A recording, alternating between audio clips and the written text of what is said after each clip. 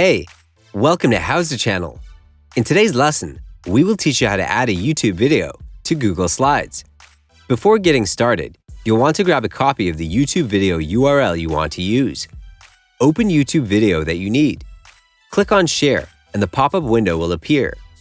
Click on Copy next to the link. Open Google Slides. Go to Insert tab and click on Insert Video. Go to By URL tab. Paste the link to the YouTube video. Click on Select. You can resize the video to fit the slide if you want. If you want to remove the video, right-click on it. Choose Delete from the list.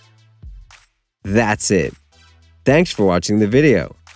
Please like it and let us know if you used any of our tips and tricks. Subscribe to our channel. We upload new tutorials every day. See ya!